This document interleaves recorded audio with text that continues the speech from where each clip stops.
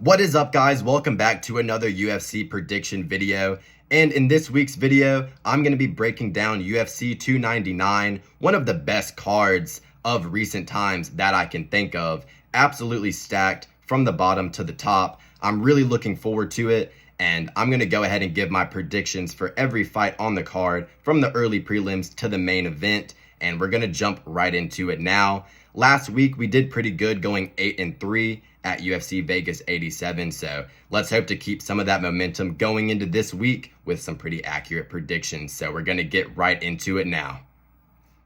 All right, first fight I'm going to be breaking down on the prelims. We got Almabayev versus CJ Vergara. I'm going to be taking Almabayev to win by submission in round 2 in this fight. He really impresses me with his takedown entries, super clean there, and his grappling overall is just really good.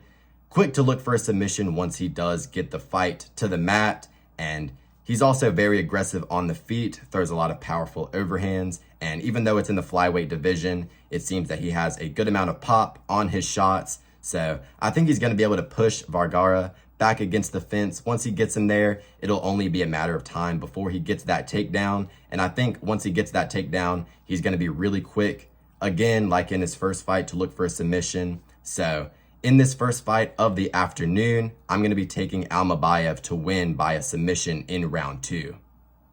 All right, our next fight on the prelims, we got Despaigne versus Josh Parisian. And if you're not familiar with Despaigne, he is the new heavyweight signing that the UFC just got their hands on. He is 4-0 in professional MMA right now, transitioning from Taekwondo, where he was an Olympic bronze medalist. So he's definitely going to have an athletic advantage versus all of these fat heavyweights. And all of his finishes in his 4 fights have came in merely seconds of the first round. So he's incredibly aggressive, instantaneously looks for the kill shot every time he goes out there. And I don't think it's going to be any different now that he's in the UFC against Josh Parisian. I think it's going to take him until he gets to the upper echelons of the division, the top 10, the top 5, to have any trouble whatsoever, because a lot of these fat heavyweights are just incredibly unathletic. They're not really supposed to be heavyweights. They're just incredibly fat and overweight, and they don't want to cut down any weight to be able to make light heavyweight, 185, anything like that. And I think that a naturally athletic 6'4" built heavyweight like Despaigne with athletic ability and good striking is going to be able to go out here and just stain all of these slow, ploddy heavyweights. So I don't think it's going to be any different than his first couple of fights. Maybe he doesn't get it done in the first 30 seconds, but I think a round 1 KO is realistically a hammer play in this fight. Josh Parisian, NPC heavyweight, that's in the back of the apex, in the hyperbolic chamber. You know, they're winding him out, and he's making an appearance here on a pay-per-view just to be a sacrificial lamb for Despaigne. So I think Despaigne is going to get like a right hand just straight down the pipe KO in the first round, probably around the 2-3 minute mark. Just going to be way too fast and dynamic for the slow, ploddy Parisian. So yeah, give me Despaigne round 1 KO. Next fight on the card, we got oleksiejczuk versus Pereira. And I think this is going to be a very entertaining fight because both of these guys aren't super clean and technical on the feet, but they both come to fight. They both possess finishing ability. So I think this is going to be a pretty entertaining matchup for the most part. But one thing that I do notice is Pereira just seems to be a little bit more clean when it comes to his technique. He can vary his shots up a little bit more with some kicks. Does a little bit better managing his distance with the footwork. Oleksiejczuk just kind of plods forward and tries to land good, powerful shots, which he's had success with. But in this matchup, I think that Pereira, with using just a little bit of footwork and staying on the outside, will be able to find a counter shot over the top of oleksiejczuk overextending on one of his punches, being a little bit too aggressive. So in this fight, I think that Pereira will be able to get himself a round 2 KO, probably just like a slide back right hand counter over the left hand of oleksiejczuk. So in this fight, I'm going to be taking Pereira round 2 KO. Next fight on the card, we got Pedro Munhoz versus Kyler Phillips. And in this fight, I'm going to be taking Kyler Phillips to win a unanimous decision. Pedro Munhoz, he's getting up there in age, been around a long time, 37 years of age now versus Kyler Phillips, who is only 28.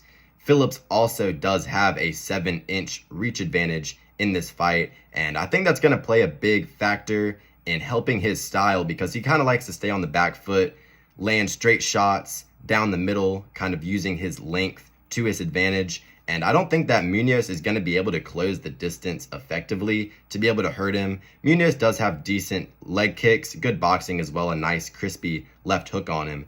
But since Phillips is going to kind of be floating around the outside using his reach advantage, he has a good straight right down the pipe as well. I think that'll be a good shot for him to land on Pedro in this fight. If he can avoid Pedro's leg kicks, which would hinder his movement a bit, I think that he will be able to coast to a pretty comfortable unanimous decision here. Like I said, just sticking behind his straight shots, not doing anything too crazy, and just keeping Munhoz far away from him. And if Munhoz tries to engage in any grappling, Phillips does do a very good job of using submissions to be able to get out of any uncomfortable circumstance in terms of the grappling that he finds himself in. So I'm going to think that he's going to be able to do that in this matchup as well. So I think that Kyler Phillips is going to win a unanimous decision here, 30-27. Probably not the most exciting fight in the world, just kind of staying on the back foot and doing just enough to win, keep Pedro Munhoz at bay, and I think he'll be able to coast to a pretty easy unanimous decision victory here. So in this fight, give me Kyler Phillips to take a decision home and continue to move up in the bantamweight division. All right, moving on to the next fight on the card. We got Scamrot versus RDA, and in this fight, I'm going to be taking Scamrot to win by a decision. RDA displayed like really bad fight IQ in his last fight versus Vicente Luque, was doing okay on the feet, but just kept on going for takedowns, and Luque just kept on reversing him and getting the better of the striking exchanges. It's like even though RDA was doing good in the striking, he just didn't even want to continue in that realm of the fight. So he just kept on opting to lose the grappling exchanges, which eventually cost him the fight. And even though he's been around a long time, he's never really been the smartest fighter ever. And the guys on his resume, he just has good losses. He hasn't really beaten anybody super upper echelon, especially of recent. So I'm going to be taking Scamrot to win this unanimously. He has decent striking as well, displaying the ability to just snipe Rafael Fiziev every time he was coming in trying to close the distance with a nice right hand down the pipe. He probably landed about 6 of those shots on Rafael Fiziev before he used his mind control powers to destroy Fiziev's ACL, which, you know, a lot of people thought that was an injury. They just don't understand that Scamrot has the ability to just influence the fight however he wants. It seems to be that way, at least, you know, stealing the fight off of Arman Tsarukyan and Jalen Turner, and then somehow magically scamrotting his way past Rafael Fiziev. It just seems that he has some type of dark magic on his side. So I literally can't pick against this man because RDA would probably get hit by a missile or some shit in the middle of the octagon unexpectedly, because Scamrot, he is going to find his path to victory no matter what that may be, even if it's ugly as fuck and he stinks it up. So I think he's honestly probably just going to get the better of the grappling exchanges here. Just holds down RDA because even though RDA has moved up to welterweight, he's not really a big lightweight. They're going to be about the same size in this fight. And of course, RDA, I mean, he's probably, 39, almost 40 years of age now. Definitely going to be slowing down. Scamrot, he's going to be hungry after, you know, getting kind of fucked over by the MMA gods and not getting a title shot when Charles Oliveira had to pull out. Of course, we all would rather have seen the Volkanovski fight than Scamrot versus Islam, but he was a little salty about it. I think he's coming back in blood this time out, and I think he's going to stink it up versus RDA and win a unanimous decision 30-27. So that's going to be my pick for Scamrot versus RDA. All right, next fight on the card, we got Macy Barber versus Caitlin Chookagian. And I mean, this is a WMMA fight, so realistically, it's just a shot in the dark every single time. But I'm going to take Maycee Barber here to win a decision. Younger fighter, even though she's going to be at a frame disadvantage, which does make a pretty big difference in WMMA since they're at such a athletic disadvantage compared to, the male counterparts. But, I'm taking Maycee Barber by decision here. Not really going to go too into the weeds on that one, realistically. All right, we got our last fight on the prelims, capping off the undercard. Curtis Blaydes versus Jailton Almeida. Very stylistically intriguing heavyweight matchup here. And this is a very difficult one to pick because the way I see it, you got Jailton Almeida, very good submissions, a lot quicker and cleaner with his grappling. He's going to be able to get the takedowns a lot easier simply because he's more athletic, lighter weight than a guy like Curtis Blaydes. And I think that if he can get Curtis Blaydes to the ground, he's not going to have a very hard time keeping him there. Even though Derek Lewis was able to get up, that's Derek Lewis with his, fucking inability to even get affected by jiu-jitsu. So Curtis Blaydes versus Jailton Almeida. If Blaydes can keep it standing, though, I think that just with his frame advantage being a more natural heavyweight, will have the power advantage and will probably be able to get a KO versus Almeida. So in this one, it's a real toss-up between what's going to happen, who's going to show up more aggressive. And I don't think that Jailton Almeida, after his last performance, is really getting looked at the same way. I don't think he's that type of finisher on the ground. And I think that Curtis, he's kind of at a make or break point in his career, just got slept by Sergey Pavlovich. And I think if he wants to stay relevant in the heavyweight division whatsoever and continue to get these top 5, top 10 matchups and not just be a gatekeeper, he'll need to get a big win here. So no doubt, I think he is motivated. And my original lean, I was going to pick Almeida just because of the speed, the light heavyweight skill, and his ability to just get these fat, plotty heavyweights on the ground and keep them there. But I think this could possibly even play out similar to Shamil Gaziev versus Jairzinho Rozenstruik. If Gaziev, can't get him down, Rozenstruik just might piece him up. And I could see that kind of playing out in this fight as well. I don't think Almeida's going to gas out at all to the extent that Gaziev did. But I could see him gassing out a little bit and then Curtis Blaydes starting to make his way back into the fight. So, with all that being said, I'm going to have faith in Curtis Blaydes. I think he's going to be able to get it done by a round 2 KO. Maybe he gets taken down in the first round, but gets himself back up. And I think after that, he will have an advantage on the feet. So if he can somehow manage to survive getting put on his back, if he does get there, or just avoids it in its entirety, I think he will be able to get a KO victory in this fight. Don't be surprised if Jailton Almeida does get a submission. I could see him just taking down Curtis Blaydes being like a turtle on his shell, on his back, and, getting arm triangled or something like that. But I just keep having this vision of Almeida not being able to get him down. Curtis is, staying strong against the fence, shrugs him off, and then goes through with like a nice right-left combination, putting him down. Yeah, I think I'm going to take Curtis Blaydes here to get, even though he is the favorite, I think it would be almost an upset if he beats Jailton Almeida just because of the trajectory of Curtis Blaydes' career so far. But in this fight, I'm going to take Curtis Blaydes to win by KO and hopefully get a little bit of a resurgence going in his career. And also, I don't really think anybody wants to see another main event with Almeida in it after what happened with him and Derek Lewis in Brazil. So, Curtis Blaydes by KO, that's the call here. Moving on to the main card, this is personally my second most anticipated matchup on this card. We got Petr Yan versus Song Yadong. Of course, this is Petr Yan's return, his first fight since taking a loss to Merab, and he's looking to stop his 3-fight losing skid here in this matchup. Of course, he had the split decision loss to Aljamain Sterling. he had the split decision loss to Sean O'Malley, which was razor close. That really could have gone either way. After you rewatch it, you'll really see that. And then, of course, he did get robbed. But in this matchup, I think that Peter Yan has what it takes to get it done and beat Song Yadong. Now, this is going to be a very good striking battle because Song Yadong, he does have good takedowns, good wrestling, top control, but this is not Chris Gutierrez who's just going to fucking let that happen to him. Peter Yan has some of the nastiest defensive grappling in that entire division, insanely good scrambles.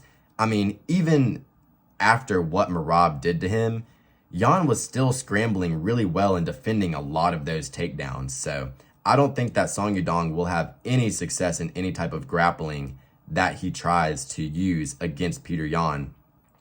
And on the feet, Song's dangerous, really good boxing, good counter abilities, likes to throw a left hook off of the exchange, and also when he's going forward, his left hook is a really good shot of his. Song Yadong, lots of power. His low kicks are pretty good as well. But I feel like Peter Yan will be able to beat this type of wrestler, boxer, type of, original MMA fighter kind of style. Peter Yan is super dynamic. Like I said, his wrestling scrambles are insanely clean. I don't think that Song Yadong is going to be able to get him down whatsoever. He's going to pop right back up. And on the feet, I think he's going to have an advantage. Much better shot selection, much better kicks. He's able to switch stances incredibly fluidly and find shots from different angles that his opponents aren't expecting and aren't able to see. Like with his step through with his right and then he shoots the overhand left. I think that shot's going to be there for him all day against Song Yadong. And I don't think that Song Yadong is going to be able to keep up with all the different looks and angles that Peter Yan's hitting him with. And Peter Yan, he is able to check low kicks very well. Of course, Jose Aldo was landing some good ones on him, but Jose Aldo, one of the best leg kickers of all time, especially in the lighter weight classes. So I think that if Peter Yan can survive Jose Aldo's leg kicks, he's not going to have too much trouble with Song Yadong's. And also, one of the reads I made in this fight, Peter Yan does like to switch stances and he fights out of southpaw a good amount. When he's in southpaw, I think the left hand down the pipe is definitely going to be a money shot for him. I think that'll definitely land a good amount, and his overhand left as well. But I think the shot that will be most effective for him in this fight is his left kick to the body from southpaw.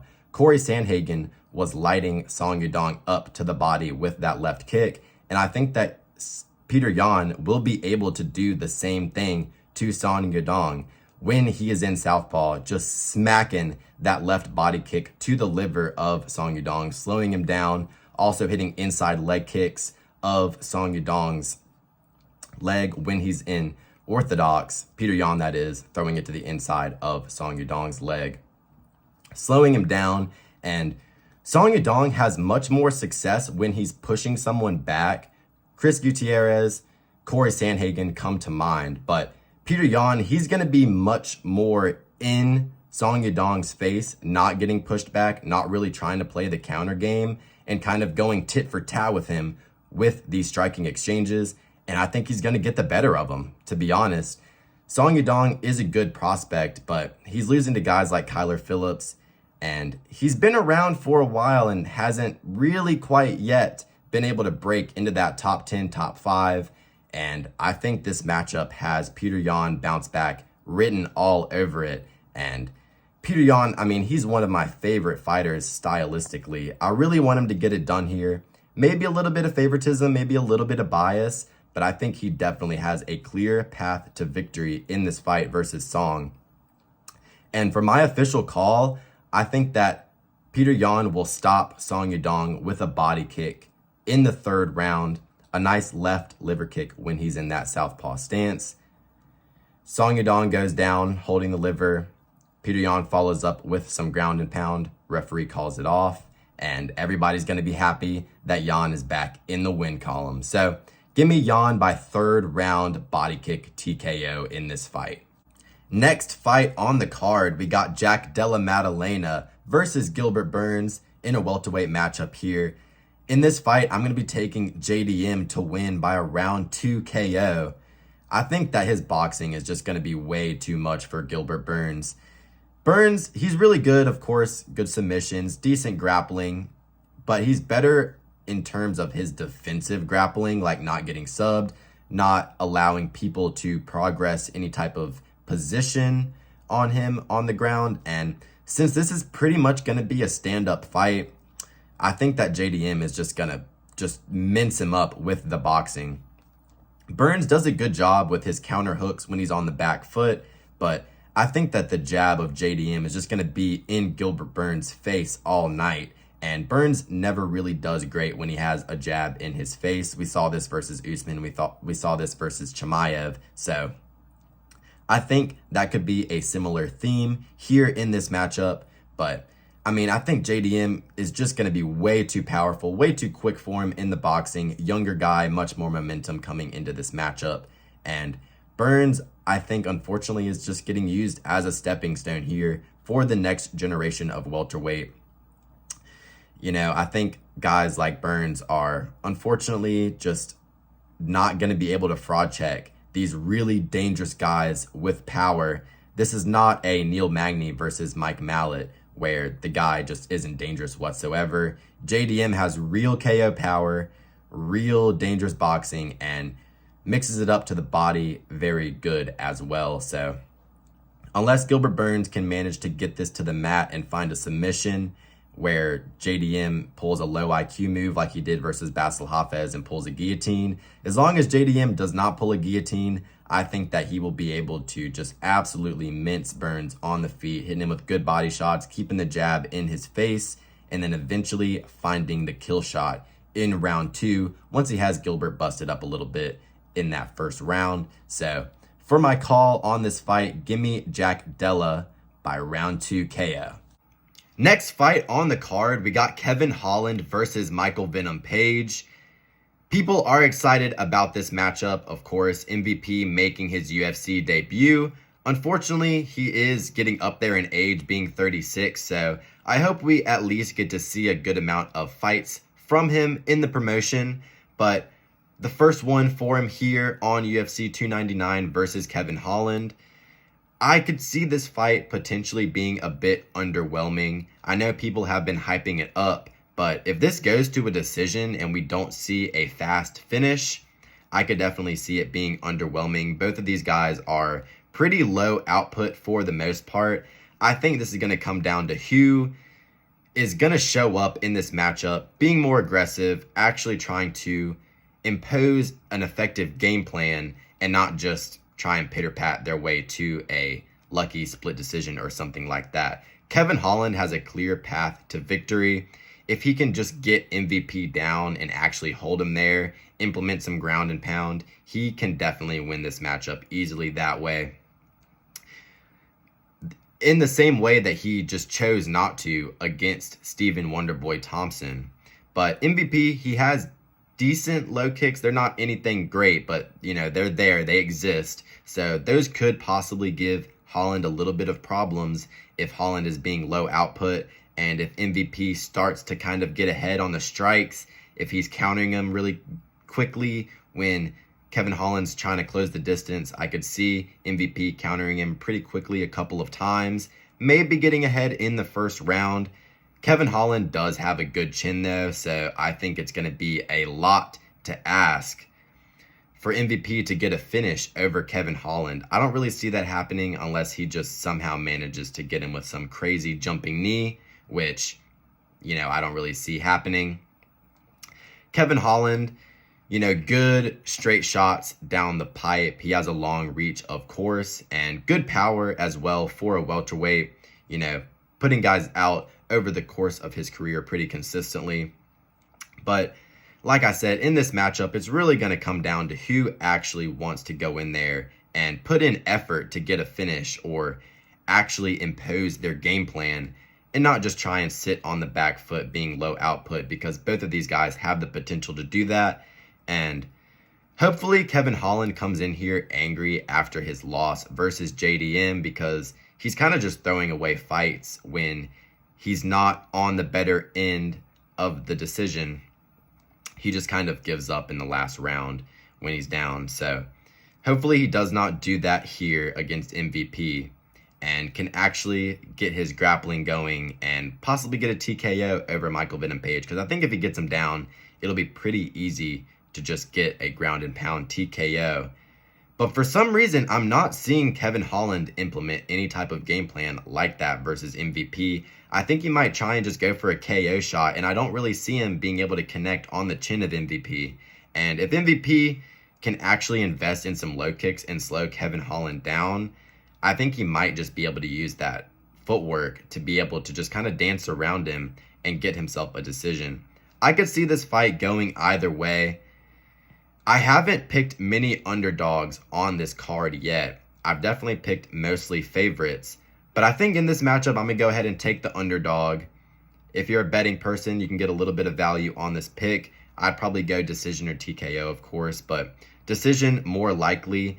I think MVP might just kind of get a lackluster decision here. Pitter-pat leg kicks, maybe gets a couple of good counters off, which win him the round off of damage. And if Holland doesn't come in there with aggression and doesn't want to engage in grappling, I think that could lead to a path to victory for MVP. So not the most confident pick on the card, just because both of these guys are just such shots in the dark sometimes.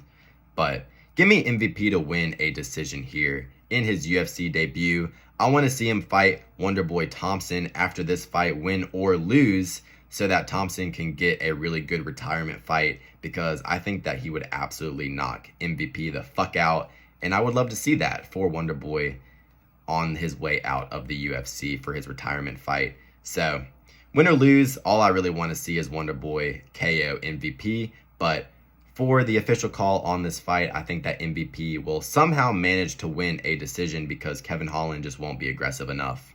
Moving on to the co-main event of the evening. Personally, this is the fight that I have been looking forward to the most out of basically any matchup that has been booked this year. I am incredibly excited for it, and it is going to be a very telling matchup in the lightweight division. We got Benoit Saint Denis versus Dustin Poirier. And in this fight, I am going to take Benoit Saint Denis to get a round 3 TKO. Now, Benoit Saint Denis and Dustin Poirier, let's start out on the feet. So Benoit, of course, he's incredibly explosive, really good body kicks. His left body kick is very good. Dustin Poirier, we all know, one of the best boxers in the UFC. Good low left leg kicks as well. I think that'll be a good shot for him to land in this fight against Benoit.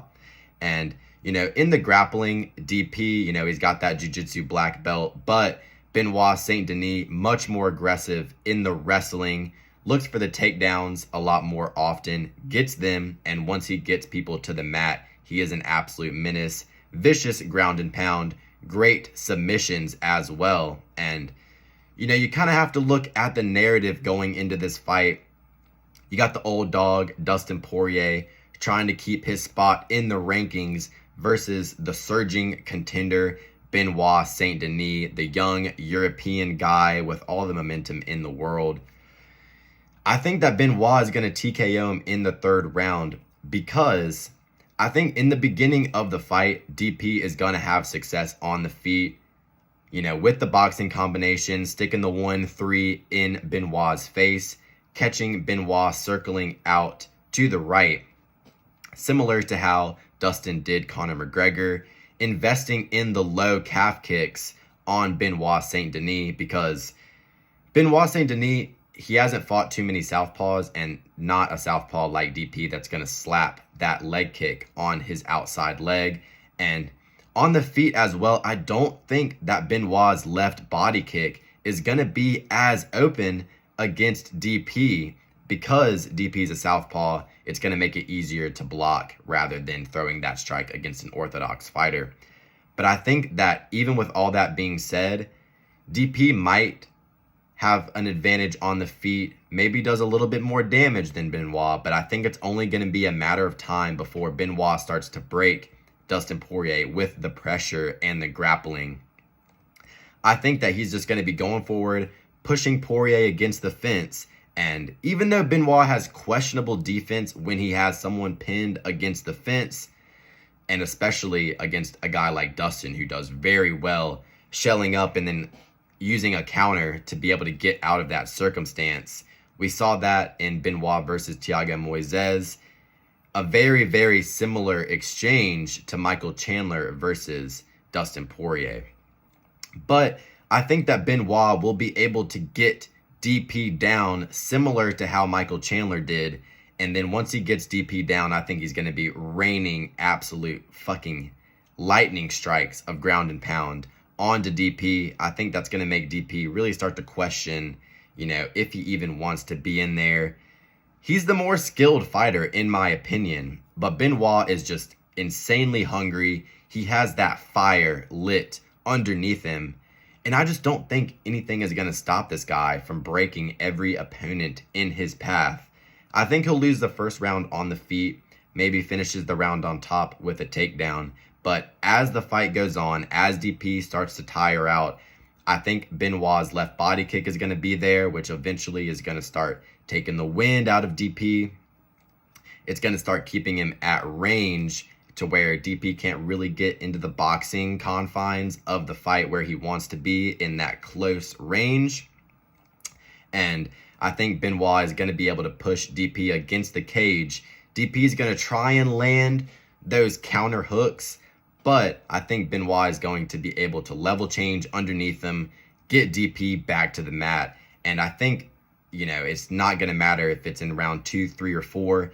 Benoit's cardio is going to hold up. He's going to be unloading nasty ground and pound. And I think DP is going to just try and get up. Maybe he gives his neck up and BSD can find a submission. But I think DP is going to use most of his energy trying to get up from the floor. And in round 3, eventually he's going to get up. He's going to be really tired. Benoit is just going to hit him with a flurry, end it with a nasty body kick. Dustin's liver's hurting. And then maybe Benoit just comes in with like a big left uppercut. Dustin falls to a knee. Ground and pound from Benoit Saint Denis gets the job done. So this is going to be a violent fight. I cannot wait for this fight. I am looking forward to it so much. It has fight of the year written all over it, at least fight of the night. And I think we are definitely going to get a finish in this fight, BSD versus DP. This is just what every MMA fan loves to see on a pay-per-view card. Excellent, violent matchup. Guaranteed fireworks. I cannot wait. But I think that Benoit Saint Denis is going to lose the first round, take a couple of left leg kicks, eat a couple of boxing combinations from DP. But as he starts to break him, as he starts to get the takedowns in the ground and pound, as the body kick starts to open up, as DP gets tired, he's going to push him back against the fence. And then eventually DP is going to get up. Being too tired to really properly defend against the strikes, Benoit is just going to unload a flurry on him, maybe a sloppy left uppercut, drops DP, and then he's going to get that ground and pound TKO. So give me Benoit Saint Denis in round 3, baby. All right, we move on to the main event of the evening. Sean O'Malley defending his bantamweight title versus Chito Vera. And in this fight, I'm going to take Sean O'Malley to win by decision. Now, I don't think that he will be able to finish Chito Vera. I made a video on this last week, but Chito just has one of the most overpowered chins in all of mixed martial arts. Now, of course, with me saying that, Suga will probably sleep him for the first time in his entire career this weekend, but we'll see how it goes. But realistically, breaking this match down, unless Chito Vera goes in there like a rabid dog, bites down on the mouthpiece, and just tries to take Sean O'Malley's head off and then cut his legs down, brutalize the body, unless he goes in there super aggressive and tries to cut off Sean, not letting him move laterally against the cage and just trying to impose the maximum amount of damage possible, he will not win this fight, because I think he's going to try and just outpoint Sean O'Malley or just try and land a clean KO shot. And you're never going to be able to do that against Sean O'Malley. Sean O'Malley is too clean, too nuanced with the striking. The stance switches are overpowered. I mean, he's hitting you with so many different techniques that you're not expecting. Front kicks from both legs, round kicks to the body, to the head with both legs. And he is switch hitting with his punching combinations as well. Super hard to keep track of and defend against. And I think that Sean O'Malley just is going to be able to coast to a pretty easy unanimous decision here. Now, with that being said, I don't think it will be the cleanest performance ever. I don't think he's going to deal a lot of damage to Chito. And I wouldn't be surprised if Chito gets a lucky knockdown or something like that and steals a round off of him. But I think Suga is going to be dialed in going into this matchup, looking to defend his belt. You know, this isn't Sandhagen. This isn't Merab. This isn't a very difficult stylistic matchup for Suga Sean. I think as long as he stays defensively sound, doesn't get caught angling off like Dominic Cruz did, I think he has a very, very easy time just piecing up Chito Vera, leg kicking him, front kicking him, keeping him at bay, sniping him with the long rangy shots, and just doing that round after round without much adversity, because I just don't see Chito being super aggressive, which he needs to be, because Chito is not going to get knocked out if he just goes forward, staying defensively sound, of course, not putting the chin on the platter like TKZ versus Holloway. But, you know, being in your guard and going down against Sean O'Malley, just going downhill, not giving him any room to breathe, that would be Chito Vera's only real chance of success, apart from a flash KO. But I don't think that's going to happen. I think he's going to try and go tit for tat with Sean O'Malley, and I don't think that anybody is going to be able to go tit for tat with Sean O'Malley in a kickboxing fight. I think that that's just basically a death sentence, and I see Suga Sean O'Malley winning a unanimous decision here and retaining his bantamweight title.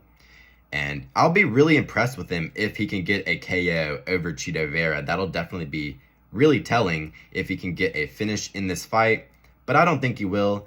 I think he beats Chito Vera by decision, and I would love to see the Merab or Sandhagen matchup next.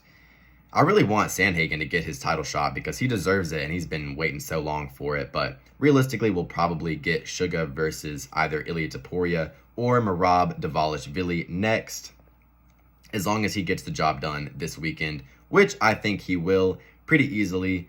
I mean, Chito Vera is just kind of a simpleton. He is powerful, really durable, but like I said, unless he catches Sean angling off with some type of KO kick like he did versus Dominic Cruz, I think Sean O'Malley will just be able to stay on the outside, moving laterally, sniping him from different angles, using his kicks and his straight shots to great effect, getting a unanimous decision victory. I think that Sean O'Malley will get a unanimous decision victory. That is my prediction for the main event of UFC 299. Thank you guys for watching the video. Let me know what you guys think about my picks in the comment section below.